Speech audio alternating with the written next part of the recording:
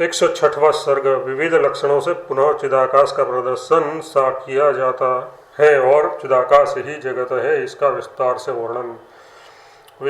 वर्णित जगत की स्वप्न तुल्यता से जिस प्रकार का चिदाकाश मात्र तत्व ज्ञातव्य है, उसके स्वरूप का पहले एक बार नहीं सैकड़ों बार वर्णन हो चुका है, तथापि शायद किन्हीं मंदमतियों की समझ में न आया हो। इस तरह की संभावना कर उसके ऊपर दयावश पुनः उसका स्वरूप लक्षण और तटस्थ लक्षणों से खूब भलीभांति उपादान कर सुनने के लिए श्री रामचंद्र जी पूछते हैं।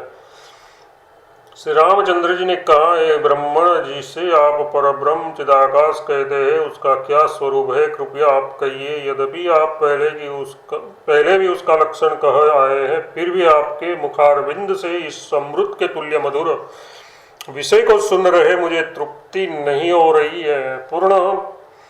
पूर्व प्रस्तुत श्री रामचंद्र जी के प्रश्न का उत्तर देने के लिए श्री वशिष्ठ जी जागृत स्वप्न की तुल्यता का रामचंद्र जी के प्रश्नोत्तर की पूर्व पीठिका के रूप से अनुवाद करते हैं। श्री वशिष्ठ जी ने कहा, जैसे समान रूपरेखा वाले दो यमज मतलब जुड़वे भाइयों के व्यवहार के लिए दो पृथक नाम रखे जाते हैं, वैसे ही अखंड चिद्रूपी शिला में प्रतिबिंबित प्रायः समान रूपरेखा वाले जागृत स्वप्न रूप दोनों प्रपंचों के दो नाम रखे जाते हैं। दो जलों की तरह वस्तुतः इन दोनों में जागृत और स्वप्न में भेद नहीं है, ये दोनों निर्मल चिन्मात्र आकाश रूप एक ही है। उक्त चिदाकाश के पूर्वोक्त लक्षण का स्मरण कराते हुए प्रथम कहते हैं, एक देश से दूसरे देश में पलक भर में गई हुई संबित का मध्य में जो निर्विषय रूप है, वही चिदाकाश कहा जाता है। जोड़ों से पृथ्वी का रस खींचते हुए वृक्ष का जैसा हास वृद्धि शून्य आहद भाव प्रसिद्ध है, वैसा ही चिदाकाश कहा जाता है। जिसकी सकल कामनाएं निवृत्त हो चुकी हो, चित्त शांत हो चुका हो, उस पुरुष का जैसे सकल विषमता शून्य सहज सुख स्वरूपानुभव है, कारण की निर्विक्षिप्त दशा में मैं सुखपूर्वक हूँ ऐसा सबको अनुभव होता है, वैसा ही चिदाकाश है। निंद्रा आने के पूर्व और जागरण के अंत में नींद न आई हो, तुरंत आने वाली हो, जागृत में मन को भटकाने वाले विषयों का नाश हो गया हो, यानी जागृत के अंत में स्वस्थ पुरुष का जो भाव है वह चिदाकाश कहलाता है। वर्षा ऋतु या शरद ऋतु में वृद्धि को प्राप्त हो रहे पेड़ पौधे और झाड़ियों का जो ममताहीन आनंद भाव है, वही चिदाकाश कहा जाता है। बाह्य विषय और आभ्यंतर विषयों के भोग से रहित जीवित पुरुष का शरद ऋतु के आकाश के समान स्वच्छ जो भाव है, वही चिदाकाश है। ब्रह्मा ने काठ पर्वत और पत्थर और पर्वतों की जो निश्चेष्ट स्थिति का निर्माण किया है, वही यदि चेतन जीवों की सत्तात्म स्थिति रूप हो, तो वह चिदाकाश कहा जाता है। जिससे सुप्ति के साक्षी स्वप्न और जागृत के दृष्टा दर्शन और दृश्य रूप त्रिपुटी का उदय होता है, और जिसमें अस्त होता है, उसे आप निर्विकार चिदाकाश जानिए। विविध प्रकार के सभी पदार्थ ज्ञान जिससे ही उदित होते हैं और जिसमें ही आलोचन विमर्श अध्यवसाय हेय और उपादेय रूप से उत्तरोत्तर परिणित होते हैं, वही चिदाकाश कहा जाता है। जिसमें सब कुछ लीन होता है, जिससे सब उदित होता है, जो सर्वस्वरूप है, जिसने सबको सर्वतः व्याप्त कर रखा है और जो सदा सर्वमयी है, वह चिदाकाश कहा जाता है। स्वर्ग में, भूमि में, बाहर तथा अपने अंदर और दूसरे के अंदर जो समनाम का ज्योति रूप परम तत्व भासता है, वह चिदाकाश कहा जाता है। जिस नित्य असीम विराट में मजबूत तारों में माला की तरह मृत और अमृत ये सारा जगत स्थित है और जिससे उदित हुआ है, वह चिदाकाश है। जिससे सृष्टि और प्रलय रूप सब विकार उत्पन्न होते हैं, जिसमें लीन हो जाते हैं और सबका उपादान कारण है, वह चिदाकाश है। इससे या तो वा इमानी भूतानि जायन्ते, श्रुति से उक्त तटस्थ लक्षण दिखलाया। सुप्ति और प्रलय रूप निद्रा के निवृत्त होने पर जिस प्रत्यगात्मा से विक्षेप शक्ति वश जागृत स्वप्न रूप और आकाश आदि स्वरूप विश्व का आविर्भाव होता है और विक्षिप्त शक्ति के शांत होने पर पूर्वोक्त विश्व विलीन हो जाता है, वह चिदाकाश कहलाता है। जिसके उन्मेष और निमिष से पलक उठाने और गिराने से जगत सत्ता के प्रलय और उदय होते हैं। स्वानुभव रूप जो अपने हृदय में स्थित है उसे आप चिदाकाश जानिए। ये नहीं है, ये नहीं है, इस प्रकार सब तरह से भली भांति निर्णय कर जो कुछ नहीं है वो सदा सर्वरूप वह चिदाकाश कहलाता है। इस प्रकार सर्वनिषेध का अवधि सर्वात्म रूप उसका लक्षण बताया है। आधे पलक में झटपट दूर से एक देश से दूसरे देश की प्राप्ति में मध्य में जो संविद का रूप है वह चिन्मात्र रूप कहा गया है। अर्धने में इसीलिए यहाँ की विलंब होने पर वृत्ति का विच्छेद होने या अन्य विषय का संपर्क होने से शुद्ध चिदाकाश नहीं पहचाना जा सकता। उपक्रम में उक्त का पुनः कथन उपसंहार जतलाने के लिए है। चिदाकाश के लक्षणों के निरूपण कर उसकी अद्वितीयता की सिद्धि के लिए विश्व की तन्मयता दर्शाते हैं। बाह्य विषय भोगों और अभ्यंतर विषय भोगों से युक्त तथा इस प्रकार का यथाभूत तथा यथास्थित ये सारा का सारा विश्व चिन्मयी है। ऐसी परिस्थिति में प्रलय अवस्था से सृष्टि अवस्था की भेद प्रतीति कैसे हो गई, इस आशंका पर कहते हैं निर्मल आकार वाला अनन्य रूप एक रूप होता हुआ भी ये चिदाकाश थोड़े से विकास से अन्य सा भिन्न सा हो जाता है। उक्त अन्यथा भ्रांति वासना वश होती है। जैसे वासना नहीं है उसे उक्त भ्रम नहीं होता, ऐसा कहते हैं। हे श्री रामचंद्र जी, इंद्रियों से पदार्थों का अनुभव करते हुए ही आप वासना शून्य अंतःकरण होकर निरतिशय आनंद रूप चिदाकाश के आनंद से ज्ञान से युक्त हो सुसुप्ति की तरह स्थिर हुई। वासना विहीन शांत चित्त आप चैतन्य रहते पाषाणवत मौन धारण कर आत्मानंद में निमग्न होकर बोलिए, भ्रमण कीजिए, पीजिए, भोजन कीजिए। ये जो दृश्य आपके आगे देखते हैं इसका मृग तृष्णा जल के समान तथा चंद्रमा में प्रतीत हो रहे द्वैत के समान किसी प्रकार भी संभव नहीं है। कारण के अभाववश ये सृष्टि के प्रारंभ में उत्पन्न ही नहीं हुआ, क्योंकि कारण के अभाव में कार्य की उत्पत्ति हो ही नहीं सकती। यदि कहिए कि जो कोई बीज से अंकुर आदि कार्य अनन्वय व्यतिरेक के दिखाई देने से बिना कारण के उत्पन्न होता है, वह भी बिना कारण के उत्पन्न नहीं होता। उसकी उत्पत्ति भी अद्वय ब्रह्म से ही होती है। शंका, निर्विकार अद्वितीय ब्रह्म से अंकुर आदि की उत्पत्ति कैसे होगी? उत्तर, यथास्थित परम रूप ही उद्भूत सा विकसित हुआ सा प्रतीत होता है। हे श्री रामचंद्र जी, ज्यों का त्यों ही वह पूर्व रूप स्थित रहता है, फिर भी जैसे अद्वितीय भी चंद्रबिंब भ्रांति होने पर द्वितीय से युक्त होता है, वैसे ही वह भी भ्रांति से उद्भूत प्रतीत होता है। अद्वितीय ब्रह्म ही वह है तो उसमें अन्यथा ज्ञान कैसे होता है? ऐसी आशंका होने पर कहते हैं, अद्वितीय ब्रह्म में ये जगत है। इस तरह का जो दृढ़ प्रत्यय होता है वह अनादिकाल से प्राप्त होता ज्ञान से हुआ स्वप्न स्त्री समागम के तुल्य है। इसलिए न तो दृश्य उत्पन्न हुआ है और न इस समय है और न आगे होगा तथा न नष्ट होता है। जो है ही नहीं उसका नाश क्या होगा? विश्व मतलब जगत परम शांत चिदाकाश ही है। चिदाकाश ही विश्व के आकार से स्थित है। वह परिणाम वश जगत के आकार में परिणित नहीं हुआ, किंतु अपने स्वरूप से च्युत हुए बिना स्वस्थ सौम्य व जगत सा उदित हुआ है। यदि कोई प्रश्न करे कि परिणाम से वह जगत रूप क्यों नहीं होता, तो इस पर उसकी दृश्य की ब्रह्म समानता सत्ता का अभाव होने के कारण उसका दृष्टा का जगत रूप परिणाम नहीं होता, ऐसा कहते हैं। जो ये दृश्य है वह ये कभी पहले सत नहीं देखा गया है। पदार्थों के अभाव से दृष्टा भी नहीं देखा गया। अतः दृष्टा भी नहीं है। यदि दृष्टा और दृश्य अत्यंत असत है तो उसकी प्रतीति कैसी होती है? अत्यंत असत का तो कहीं भान नहीं दिखाई देता। यूँ श्री रामचंद्र जी शंका करते हैं, हे ब्राह्मण, यदि दृष्टा और दृश्य असत है तो कृपया कहिए कि यह दृष्टा और दृश्य का अवभास क्यों और कैसे होता है? यद्यपि हे वक्ताओं में सर्वश्रेष्ठ भगवान, आप इस विषय का प्रतिपादन पहले कर चुके हैं, तथापि पुनः कहने की कृपा कीजिए।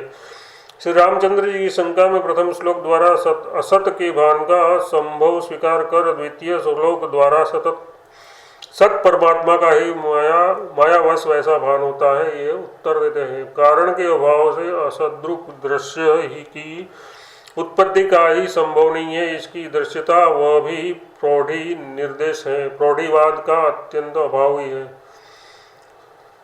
अतः एवं वह दृष्टा दृश्य असत का रूप नहीं है, परंतु परमार्थ ब्रह्म का रूप है, ऐसा कहते हैं। दृष्टा दृश्य ब्रह्म रूप, जो ये जगत आदि कुछ भासता है उसे आप परमात्मा का परम रूप जानिए। ये परमात्मा का ही रूप है, वह ये कैसे जाना? इस आशंका पर स्वप्न दृष्टांत से जाना, ये कहते हैं। जैसे स्वप्न में चिन्मात्र ब्रह्म ही आकाश उपवन बनता है, वैसे ही चिन्मात्र अपने आप वो जगत रूप से भाषित होता है। यदि कोई कहे कि तब उसकी स्वप्न समानता कैसे है, तो सकल कारण कलाप शून्य सुसुप्ति तुल्य प्रलय से आविर्भूत होने के कारण ही ये स्वप्न समान है, ऐसा कहते हैं।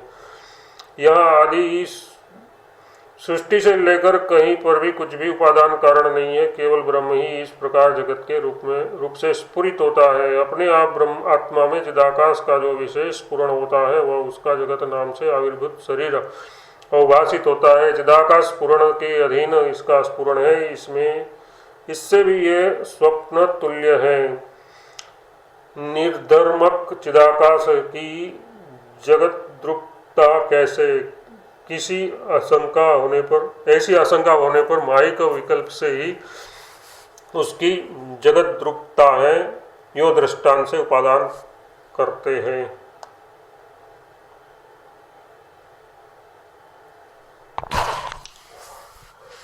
जैसे भाव पदार्थों का स्वभाव भावता है, वैसे जैसे शून्यता का स्वभावता शून्यता है, तथा जैसे आकारवान का आकार स्वभाव है, वैसे ही चिदाकाश का जगत स्वभाव है। सैंधव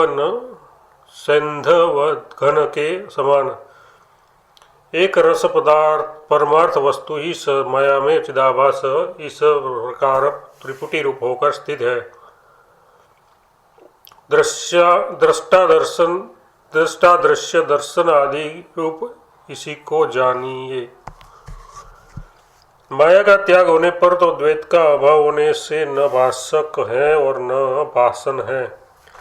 अनिर्वचनीय रूप ये सत है या असत है, ये कौन जानता है? क्योंकि बाधित का विचार ही क्या हो सकता है? बाधित का विचार ही क्या हो सकता है?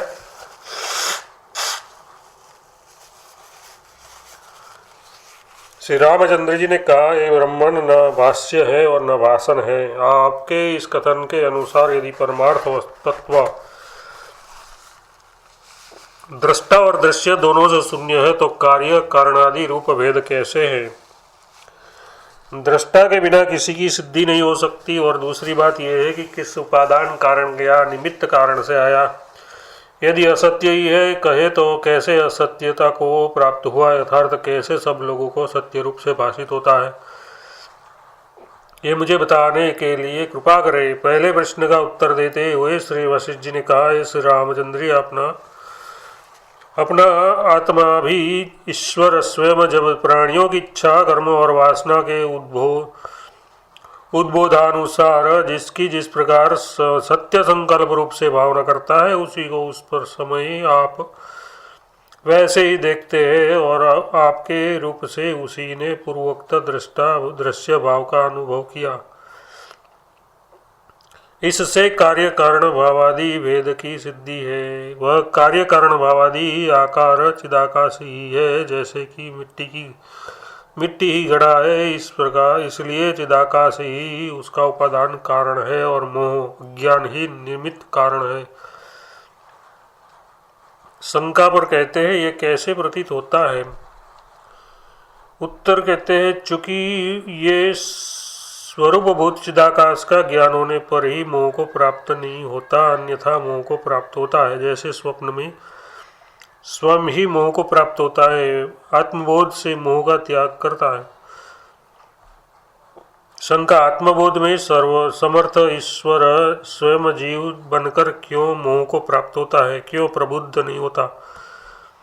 उत्तर, स्वतंत्र ईश्वर से आप समर्थ होकर भी क्यों मोह में पड़ते हैं। ऐसा प्रश्न या अपेक्ष करने वाला कौन है, यथार्थ कोई नहीं है। दुग्ध भाव से दधि भाव की प्राप्ति में और पिंड भाव से घट भाव की प्राप्ति में पूर्व भाव की निवृत्ति होने पर, उत्तर भाव की उत्पत्ति न होने पर,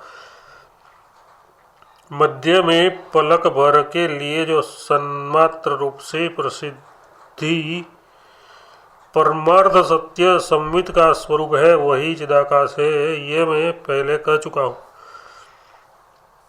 वही चिदाकाश ही ये सब वस्तु रूप से प्रतीत होता है, अन्य नहीं। इसलिए इस सब पर सत्यता की प्रतीति हुई है। जैसे ईश्वर की जीव भाव कल्पना पर कोई आक्षेप करने वाला नहीं है, वैसे ही जीव की भी अपनी अविद्या से कार्य कारण रूप अवस्थाओं की दृष्टा दृश्य और दर्शन रूप अवस्थाओं की कल्पना में भी आक्षेप करना युक्त नहीं है। ये कहते हैं यह अविद्या से उत्पन्न हुए कार्य कारण भाव आदि दृष्टियों की जगत की नाई कल्पना करता है। इसके प्रति आक्षेप करता कौन हो सकता है। कोई भी अपने प्रति मैं किस लिए ऐसा करता हूँ यो प्रश्न या आक्षेप नहीं कर सकता। ये भाव कहते हैं, ये भाव है। आत्मा से अन्य के कर्ता और भोक्ता होने पर तो प्रश्न या आक्षेप हो ही सकता है, ऐसा कहते हैं। यदि दृष्टा भोक्ता और कर्ता कोई दूसरा हो तो कार्य कारण भाव आदि भेद कैसे है और कौन उसका उपादान है, ये प्रश्न बन सकता है, अन्यथा नहीं। जिस स्वप्न में निराभास शुद्ध एक चिदाभास ही अनेक रूपों से विराजमान होता है, वहां पर कौन किस पर आक्षेप करे। स्वयंभू से लेकर ही ये सृष्टि भ्रांति तत्व के परिज्ञान के अभाव से चिन्मात्र में प्रतीत होती है। तत्वज्ञान होने पर तो वह तत्काल ब्रह्म ही हो जाता है। ये सृष्टि भ्रांति ही तत्वतः परिज्ञात न होकर शास्त्रों में माया के नाम से पुकारी जाती है, लोक में जगत नाम से कही जाती है, अज्ञानियों द्वारा अविद्या कही जाती है और तत्वज्ञानियों द्वारा दृश्य नाम से वर्णित है। जैसे अविद्यमान पिशाच भी बालक को अपनी कल्पनावश विद्यमान सा प्रतीत होता है, वैसे ही चिदाकाश प्रकाश को अपना चित स्वभाव जो पृथक सत्य न होता हुआ भी सत्सा जगत पिशाच के रूप में ज्ञात हुआ है। जैसे स्वप्न में असत्य में सत प्रतीत हो और निरवयव में सावयव प्रतीत होता है, वैसे ही यहाँ पर भी समझना चाहिए, ऐसा कहते हैं। यद्यपि जगता असत्य है, तथापि चिदाकाश को अपने स्वरूप में ही उसका अनुभव होता है। जैसे स्वप्न में चैतन्य की नगरता और पर्वतता असत्य होते हुए भी सत्य सी पर निरवयव होते हुई सी साबित निरवयव होते हुए भी सावयव सी प्रतीति होती है, वैसे ही ये जगता सत्य और सावयव प्रतीत होती है। मैं मेरु हिमालय आदि पर्वत हूँ, मैं रुद्र हूँ, मैं समुद्र हूँ, मैं विराट हूँ। यह स्वप्न में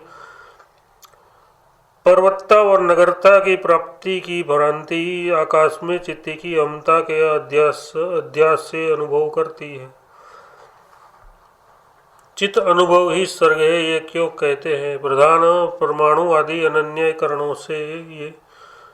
कारणों से ये उत्पन्न हुआ है, ये क्यों नहीं कहते। इस आशंका पर कहते हैं साकार कारण के अभाव से कुछ भी कार्य उत्पन्न नहीं हुआ। महाप्रलय रूपी चिदाकाश में चित्त इस तरह जगत रूप से स्थित है। अवयव शून्य चिन्मात्र नक्षत्र रूप व ये आकाश बिना किसी कारण के ही चिदाकाश द्वारा चिदाकाश में जगत रूप से अनुभूत होता है। सभी जीव जंतुओं ने दर्पण के सदस्य अपने अंदर जगत भेद की कल्पना कर रखी है।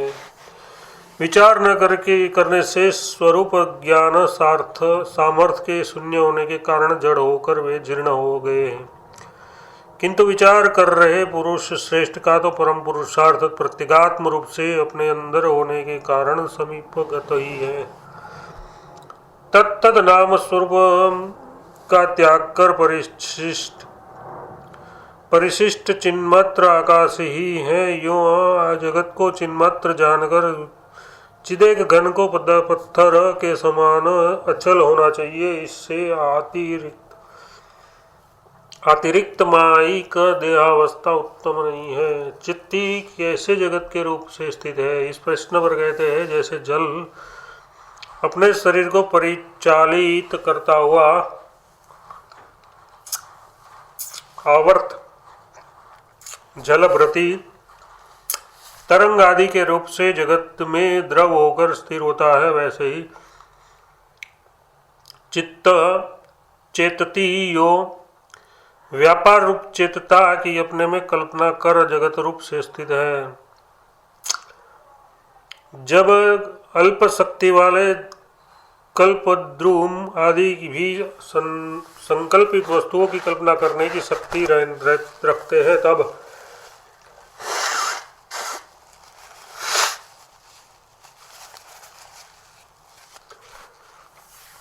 सर्वशक्तिमान परमात्मा में उक्त शक्ति है, उसमें कहना ही क्या है। इस आशय पर कहते हैं